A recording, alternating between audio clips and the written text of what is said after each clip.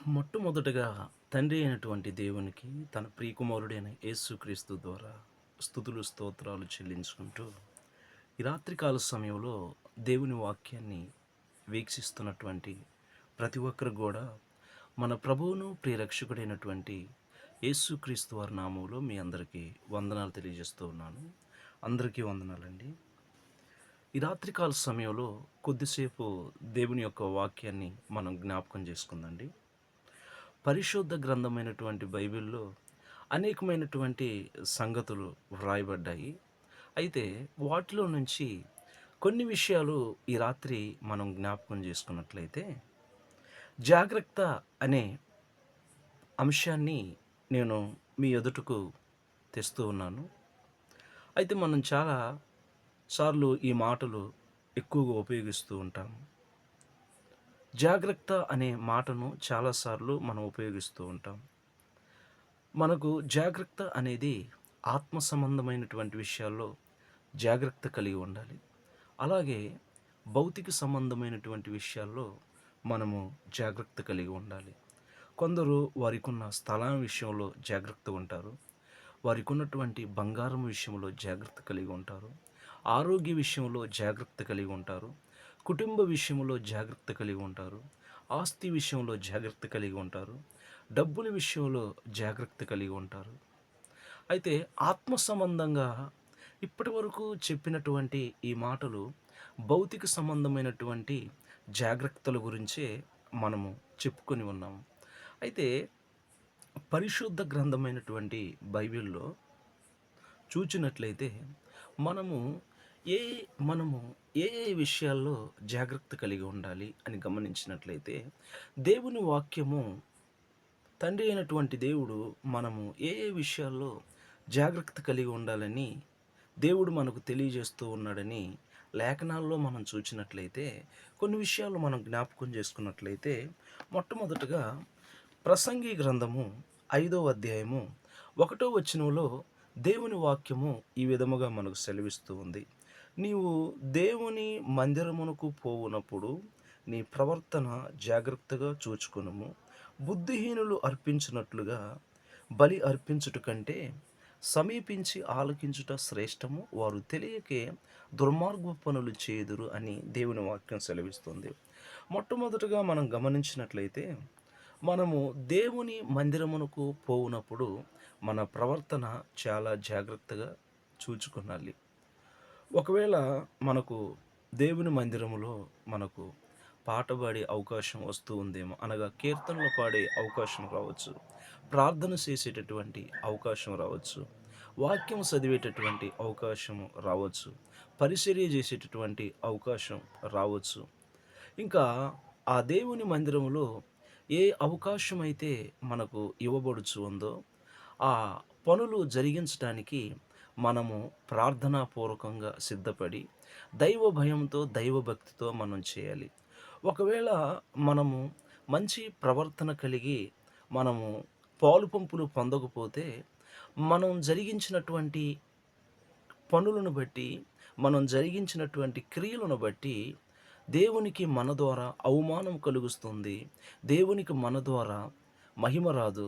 దేవునికి మన ద్వారా ఘనత రాదు అని గుర్తించవలసినటువంటి వారమై ఉన్నాము. కనుక మనం గమనించినట్లయితే, మనము దేవుని మందిరానికి వెళ్ళేటటువంటి వారము మంచి ప్రవర్తన కలిగి మనం జీవించకపోతే, ఎదుటి వ్యక్తులు మనలను వేలెత్తి చూపించేటటువంటి అవకాశాన్ని మనం వారికి ఇస్తూ ఉన్నాం.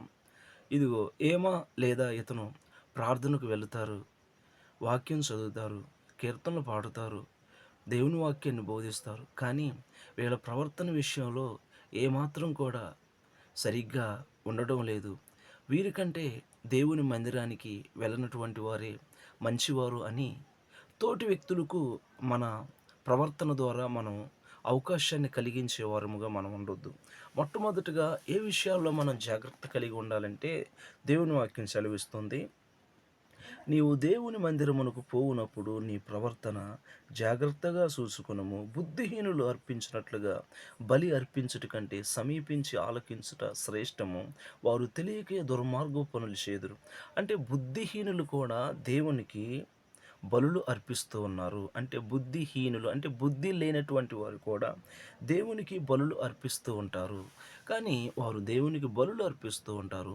అయినను వారి బలులు అంగీకరించబడట్లేదు. ఎందుకంటే వారు దుర్మార్గపు పనులు చేస్తూ మరలా దేవునికి బలి అర్పిస్తూ ఉన్నారు. ఆ విధముగా మనం ఉండకూడదు. మొట్టమొదటగా మనము ఏ విషయాల్లో మనం జాగ్రత్త కలిగి ఉండాలంటే, దేవుని మందిరానికి వెళ్ళేటప్పుడు మన ప్రవర్తనను జాగ్రత్తగా చూసుకోవాలని దేవుని యొక్క వాక్యం మనకు తెలియజేస్తూ ఉంది. ఇంకో విషయాన్ని కూడా మనం గమనించినట్లయితే, ఏ విషయాల్లో మనం జాగ్రత్త కలిగి ఉండాలంటే, పేతురు రాసినటువంటి మొదటి పత్రిక, పేతురు రాసిన రెండవ పత్రిక, పేతురు రాసినటువంటి రెండవ పత్రిక, పేతురు రాసిన రెండవ పత్రిక, పేతురు రాసిన రెండవ పత్రిక, 1వ అధ్యాయము 5వ వచనం నుంచి కొన్ని వాక్యాలు నేను చదువుచు ఉన్నాను, గమనించండి.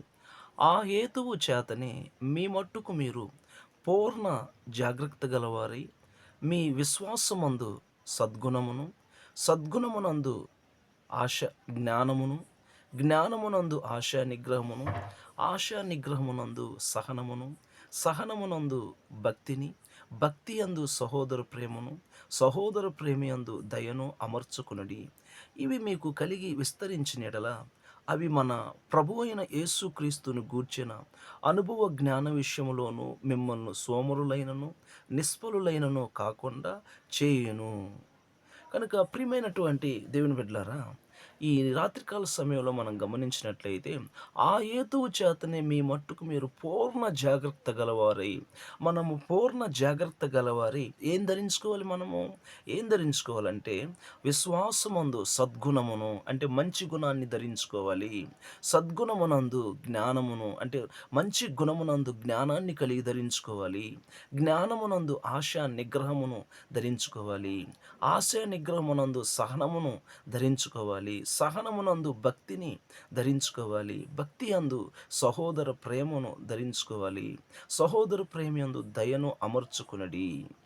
ఇవి మీకు కలిగి విస్తరించినలా అవి మన ప్రభు అయిన యేసుక్రీస్తును గూర్చిన అనుభవ జ్ఞానం విషయంలోను మిమ్మల్ని సోమరులైన నిష్ఫలులైన కాకుండా చేయునని దేవుని యొక్క వాక్యం మనకు తెలియజేస్తూ ఉంది. మూడో విషయాన్ని కూడా మనం గమనించినట్లయితే, మనము ఏ విషయాల్లోని జాగ్రత్త కలిగి ఉండాలని మనం గమనించినట్లయితే, దేవుని వాక్యము మనకు ఈ విధముగా సెలవిస్తూ ఉంది. తిమోతికి రాసిన మొదటి పత్రిక, తిమోతికి రాసిన మొదటి పత్రిక, తిమోతికి రాసిన మొదటి పత్రిక, తిమోతికి రాసిన మొదటి పత్రిక 4వ అధ్యాయము, తిమోతికి రాసిన మొదటి పత్రిక 4వ అధ్యాయము 16వ వచనంలో ఈ దేవుని వాక్యం ఈ విధముగా సెలవిస్తూ ఉంది. తిమోతికి రాసిన మొదటి పత్రిక 16వ వచనములో, నిన్ను గూర్చియు నీ బోధన గూర్చియు జాగ్రత్త కలిగి ఉండుము, వీటిలో నిలకడగా ఉండుము. నీవు ఇలాగ చేసి నిన్నును నీ బోధ వినువారిని రక్షించుకుందువని దేవుని వాక్యం సెలవిస్తుంది. అపోస్తుడైనటువంటి పౌలు తన ఆత్మీయ కుమారుడైనటువంటి తిమోతికి తెలియజేస్తున్నటువంటి విషయాలు ఏంటి అని మనం గమనించినట్లయితే, ఓ తిమోతి, నిన్ను గూర్చియు నీ బోధన గూర్చియు జాగ్రత్త కలిగి ఉండుము, వీటిలో నిలకడగా ఉండుము. నీవు ఇలాగు చేసి నిన్నును నీ బోధ వినువారిని రక్షించుకుందువని అపోస్తలుడైన పౌలు తిమోతికి తెలియజేస్తూ ఉన్నట్టుగా మనము చూస్తూ ఉన్నాం. ఎందుకని? ఒకవేళ తిమోతి తనకు తానుగా జాగ్రత్త కలిగి ఉండకపోతే, తన బోధన గురించి జాగ్రత్త కలిగి ఉండకపోతే జరిగేటటువంటి పరిణామం ఏంటంటే, తను తాను రక్షించుకోలేడు. అలాగే తన బోధ విన్నవారు కూడా రక్షించుకోలేడని దేవుని వాక్యం సెలవిస్తుంది. ఎందుకంటే నేటి కాల సమయంలో అనేకమైనటువంటి తప్పుడు బోధలు, అనేకమైనటువంటి తప్పుడు వ్యాఖ్యానాలు మనము చూస్తూనే ఉన్నాము. గమనించినట్లయితే ఈ బైబిలు గ్రంథము రాయడానికి సుమారుగా 1600 సంవత్సరాలు కాల వ్యవధి పట్టి ఉంది. 40 మంది గ్రంథకర్తలు పరిశుద్ధ గ్రంథాన్ని రాశారు. వారు వేరు వేరు ప్రాంతాలలో ఉండి రాసినట్లుగా ఆధారాలు ఉన్నాయి. కానీ ఒకే దేవుని గురించి రాసినట్లుగా మనకు ఆధారాలు ఉన్నాయి. కనుక ఈ పరిశుద్ధ గ్రంథమైనటువంటి మాటలు కల్పితాలు కాదు. ఈ పరిశుద్ధ గ్రంథమైనటువంటి మాటలు ఏదో కథలు లాంటివి కావు. కనుక ఈ పరిశుద్ధ గ్రంథంలో 66 పుస్తకాలున్నాయి. పాత నిబంధన ఆదిమ ఎబ్రీ భాషలో రాయబడింది. క్రొత్త నిబంధన గ్రీకు భాషలో రాయబడినట్టుగా మనం చూస్తూ ఉన్నాం. కనుక మనం గమనించినట్లయితే మనం ఇష్టం వచ్చినట్లుగా మన ఊహలో ఉన్నటువంటి ఆలోచనలు, మన మనసులో ఉన్నటువంటి ఆలోచనలను చెప్పడం కాదు కానీ, మనము లేఖనంలో ఏమైతే తండ్రి అయినటువంటి దేవుడు తెలియజేశాడో, ఆ విషయాలను మనం తేటతెల్లంగా చదివి, గ్రహించి, బోధించేటటువంటి అవసరం మన ఆత్మ సంబంధమైన జీవితంలో ఎంతైనా ఉంది. అందుకే అపోస్తలుడైన పౌలు తన ఆత్మీయ కుమారుడైనటువంటి తిమోతికి ఈ విషయాలు తెలియజేస్తూ ఉన్నాడు. నిన్ను గూర్చియు నీ బోధన గూర్చి జాగ్రత్త కలిగి ఉండుము. వీటిలో నిలకడగా ఉండుము. నీవిలాగు చేసి నిన్నును నీ బోధ విను వారిని రక్షించుకొందువని దేవుని వాక్యం సెలవిస్తోంది.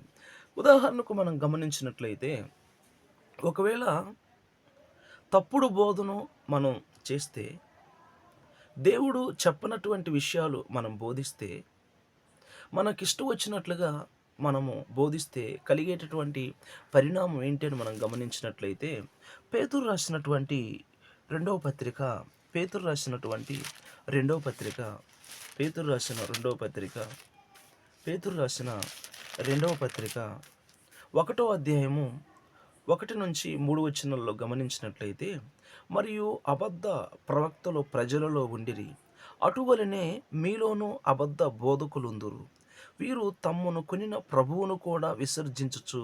అంటే ఏం చేస్తున్నారంట? ఈ అబద్ధ బోధకులు ఏం చేస్తూ ఉన్నారంటే, వీరు తమ్మును కొనిన ప్రభువును కూడా విసర్జించుచు, అంటే విడిచిపెడుతూ, తమకు తామే శీఘ్రముగా నాశనము కలుగజేసుకొనుచు నాశనకరమగు భిన్నాభిప్రాయములను రహస్యముగా బోధించుదురు.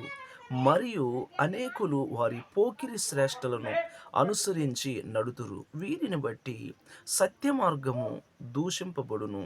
వారు అధిక లోబులై కల్పనా వాక్యములు చెప్పుచు మీ వలన లాభము సంపాదించుకొందురు.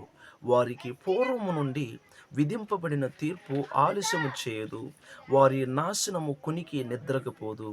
అంటే ఇలాగా తప్పుడు బోధలు మనం బోధిస్తూ ఉన్నప్పుడు మనం పొందుకునేటటువంటి ఫలితం ఏంటని మనం గమనించినట్లయితే, వారికి 3వ వచనం చివరి భాగంలో, వారు అధిక లోబులై కల్పనా వాక్యములు చెప్పుచు మీ వలన లాభం సంపాదించుకుందురు. వారికి పూర్వము నుండి విధింపబడిన తీర్పు ఆలస్యము చేయదు, వారి నాశనము కునికి నిద్రపోదని దేవుని యొక్క వాక్యము మనకు తెలియజేస్తూ ఉంది. కనుక ప్రియమైనటువంటి దేవుని బిడ్డలారా, యూదా పత్రిక 1వ అధ్యాయం 3వ వచనంలో పరిశుద్ధులకు ఒక్కసారి అప్పగింపబడినటువంటి బోధ నిమిత్తము మనం పోరాడాలి అని దేవుని యొక్క వాక్యము మనకు తేటతెల్లంగా తెలియజేస్తుంది. తండ్రి అయినటువంటి దేవుడు యేసు ప్రభువారికి అప్పగించినటువంటి బోధ, యేసు ప్రభువారు అపోస్తులకు అప్పగించినటువంటి బోధ, అపోస్తులు చేస్తున్నటువంటి బోధే బైబిల్లో ఉన్న బోధ, బైబిల్లో ఉన్న బోధే మనందరం ప్రకటించాలని దేవుని వాక్యము మనకు తేటతెల్లంగా తెలియజేస్తుంది. అయితే మనం అనుకునవచ్చు, ఒకవేళ మనకిష్టం వచ్చినట్లు చెప్పొచ్చు, మనకిష్టం వచ్చినట్లుగా బోధించవచ్చు, వీటి వల్ల నాకు ఎలాంటి నష్టం ఏమీ ఉండదు అనుకోవచ్చేమో. దేవుని వాక్యం సెలవిస్తుంది. ప్రకటన గ్రంథము ప్రకటన గ్రంథము ప్రకటన గ్రంథము 22వ అధ్యాయము ప్రకటన గ్రంథము 22వ అధ్యాయము 18వ వచనములో, ఈ గ్రంథమందున్న ప్రవచన వాక్యములు విను ప్రతివానికి నేను సాక్ష్యమిచ్చినది ఏమనగా, ఎవడైనను వీటితో మరి ఏదైనను కలిపిన ఎడల ఈ గ్రంథములో వ్రాయబడిన తెగుళ్ళు దేవుడు వానికి కలుగజేయును. ఎవడైనను ఈ ప్రవచన గ్రంథమందున్న వాక్యములో ఏదైనను తీసివేసిన ఎడల దేవుడు ఈ గ్రంథములో వ్రాయబడిన జీవవృక్షములోను పరిశుద్ధ పట్టణములోను వానికి పాలు లేకుండా చేయునని దేవుని వాక్యము మనకు తెలియజేస్తూ ఉంది. కనుక ప్రియమైన దేవుని బిడ్డలారా, ఈ రాత్రికాల సమయంలో మనం గమనించాల్సినటువంటి విషయాలు, గ్రంథంలో చెప్పబడినటువంటి విషయాలు మనం కల్పించి చెప్పినప్పుడు, లేనివి ఉన్నట్టుగా ఉన్నవి లేనట్టుగా మనం చెప్పినప్పుడు, దాని ద్వారా మనము మనము శాపగ్రస్తులు అయ్యేటటువంటి అవకాశం ఉందని దేవుని యొక్క వాక్యం మనకు తెలియజేస్తూ ఉంది. కనుక అపోస్తలుడైనటువంటి పౌలు తన ఆత్మీయ కుమారుడైనటువంటి తిమోతికి చెప్పుచున్నటువంటి విషయాలు నిన్ను గూర్చియు, నీ బోధన గూర్చియు జాగ్రత్త కలిగి ఉండమని దేవుని వాక్యం సెలవిస్తూ ఉంది. మరి ఏ విషయాల్లో మనం జాగ్రత్త కలిగి ఉండాలని గమనించినట్లయితే ఎబ్రీయులకు రాసిన పత్రిక, ఎబ్రీయులకు రాసిన పత్రిక, ఎబ్రీయులకు రాసిన పత్రిక 3వ అధ్యాయము 12వ వచనములో, 3వ అధ్యాయం 12వ వచనంలో దేవుని వాక్యము ఈ విధముగా మనకు తెలియజేస్తూ ఉంది. 3వ అధ్యాయం 12వ వచనంలో, సహోదరులారా, జీవము గల దేవుణ్ణి విడిచిపోవునట్టి విశ్వాసము లేని దుష్ట హృదయము మీలో ఎవనియందైనను ఒకవేళ ఉండునేమో అని జాగ్రత్తగా చూచుకునడి. ఎలాంటి హృదయం అంట? సహోదరులారా, జీవము గల దేవుణ్ణి విడిచిపోవునట్టి విశ్వాసము లేని దుష్ట హృదయము మీలో ఎవనియందైనను ఒకవేళ ఉండునేమని జాగ్రత్తగా చూచుకునడని దేవుని యొక్క వాక్యం మనకు తెలియజేస్తూ ఉందండి. ఇంకా ఏ విషయాల్లో మనం జాగ్రత్త కలిగి ఉండాలంటే, ఎబ్రీయులకు రాసిన పత్రిక, ఎబ్రీయులకు రాసిన పత్రిక 2వ అధ్యాయము, ఎబ్రీయులకు రాసిన పత్రిక 2వ అధ్యాయము 1వ వచనంలో, కావున మనము వినిన సంగతులను విడిచిపెట్టి కొట్టుకొని పోకున్నట్లు వాటి యందు మరి విశేష జాగ్రత్త కలిగి ఉండవలనని దేవుని వాక్యం సెలవిస్తుంది. కనుక మనము ఏ విషయాలైతే గ్రంథంలో నుండి మనము విని ఉన్నామో ఆ సంగతులు విడిచిపెట్టి కొట్టుకొని పోకుండానట్లు మరి విశేషమైన జాగ్రత్త కలిగి ఉండాలని దేవుని యొక్క వాక్యము మనకు తేటతెల్లంగా తెలియచేస్తూ ఉంది. అంతేకాదండి, దేవుని వాక్యంలో గమనించినట్లయితే అనేకమైనటువంటి సంగతులు గ్రంథములో రాయబడ్డాయి. కనుక మనము దేవుని మందిరానికి వెళ్ళినప్పుడు మన ప్రవర్తనను చాలా జాగ్రత్తగా చూసుకోవాలి. రెండో విషయం ఏంటంటే, అపోస్తలుడైన పౌలు తన ఆత్మీయ కుమారుడైనటువంటి తిమోతికి తెలియజేస్తున్నటువంటి సంగతులు ఏంటంటే, నిన్ను గూర్చియు నీ బోధన గూర్చియు జాగ్రత్త కలిగి ఉండమని దేవుని వాక్యము తెలియజేస్తుంది. మూడో విషయం ఏంటంటే, ఏ విషయాల్లో మనం జాగ్రత్త కలిగి ఉండాలంటే, జీవము గల దేవుణ్ణి విడిచిపోవునట్టి విశ్వాసము లేని దుష్ట హృదయము మీలో ఎవని యందైనను ఉండునేమో అని, మీలో ఎవని యందైనను ఒకవేళ ఉండునేమని జాగ్రత్తగా చూసుకునిడని దేవుని వాక్యం సెలవిస్తుంది. ఇంకా ఏ విషయాల్లో జాగ్రత్త కలిగి ఉండాలంటే, వినిన సంగతులను విడిచిపెట్టుకుని పోకుండానట్లు జాగ్రత్త కలిగి ఉండాలని దేవుని యొక్క వాక్యం మనకు తేటతెల్లంగా తెలియజేస్తూ ఉంది. ఎప్పటి వరకు మనము ఇలాగ జాగ్రత్త కలిగి ఉండాలంటే, యేసు ప్రభువారు వచ్చే అంతవరకు కూడా మనకు అప్పగించబడినటువంటి బోధ నిమిత్తం పోరాడాలి. అలాగే సత్యవాక్యములో మనము స్థిరులై ఉండాలని దేవుని యొక్క వాక్యం సెలవిస్తుంది. కనుక మనము వాక్యం విని గ్రహించినట్లయితే ధన్యులవుతామని దేవుని యొక్క వాక్యం సెలవిస్తుంది. ఈ మాటల చేత నన్ను నేను హెచ్చరించుకుంటూ, ఈ మాటలు వీక్షిస్తున్నటువంటి మీ అందరికి కూడా మన ప్రభువును ప్రియరక్షకుడైనటువంటి యేసు ప్రభువారి నామంలో మీ అందరికీ నా వందనాలు తెలియజేస్తున్నాను. అందరికీ వందనాలు.